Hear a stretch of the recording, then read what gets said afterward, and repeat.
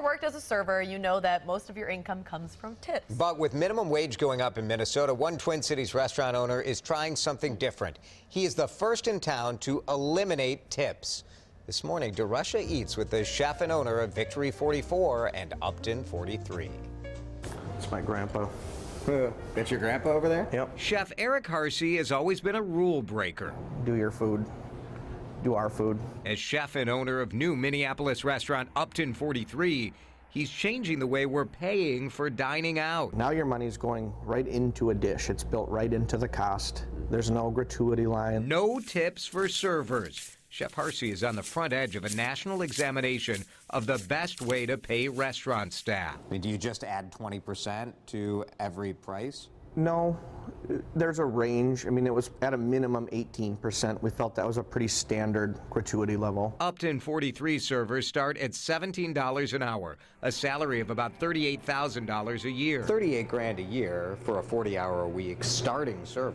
Is a great paycheck. Harsey broke the service rules with Victory 44 in North Minneapolis, starting with chefs waiting tables. Most chefs are gross, and we don't want you coming to our table. Yeah, it was a really fun idea until we kind of got into it and we're like, well, this is a little wild. We should maybe bring some professionals in. Now those professionals are also not getting tips.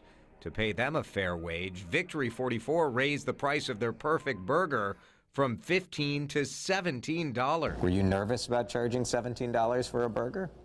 Yes and no. I mean, if I had my way, I'd charge $30. It's a delicious burger. At Upton, there was no drama about price changes. The menu launched with starters around $14 to $16, main courses in the $30s. Our price points with the gratuity built in are competitive to a good amount of restaurants in town. Minnesota's recent minimum wage hike has restaurants paying servers $9 an hour on top of their tips. There's varying levels of disparity. A lot of it's dishwashers and cooks, but it still happens in the service model as well. They may make a ton of cash on a Saturday night, but they come in that Monday morning.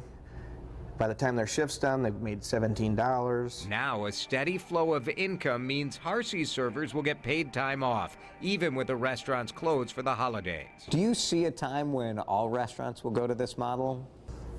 I don't know. I hope so. They know their income ahead of time. They're working better. They're happier at their jobs. There's less stress. Now, some people may insist on leaving a tip, and what they're going to do with that money is pool it and donate it to charity at the end of the month. The chef says so far most diners like it. You come, you pay, you leave, that's it. If you're a frequent diner, maybe you're saving money. Maybe you were tipping 25 or 30% before. One of his customers said, oh, I can come back one extra time a week now because of the way the pay structure is. But some diners will miss the control, you know. It's interesting to me. This is almost sort of like the Uber model, right? Because you don't tip when you take an Uber. It's all built in. Yeah. And nobody has ever complained about that. But you said that the opinion is very split on this. It is. There's a pretty strong conversation going on Twitter after I posted about this morning. Some people really like rewarding good service with a big tip and penalizing bad service with a small tip. Diners worry that, you know, am I going to lose that control? The other question is, if you're a great server who makes great tips, are you going to want to work here or not? I wouldn't. I know. I loved. That was the best, was making the tips and, you know, kind of fighting and working your way up for the bigger shifts. But I guess there's something to be said for that control that comes. Well, what happens if you work Monday? You need your restaurant to be good Monday when it's half full, and the tips aren't going to be high. And we'll see how it works for this restaurant.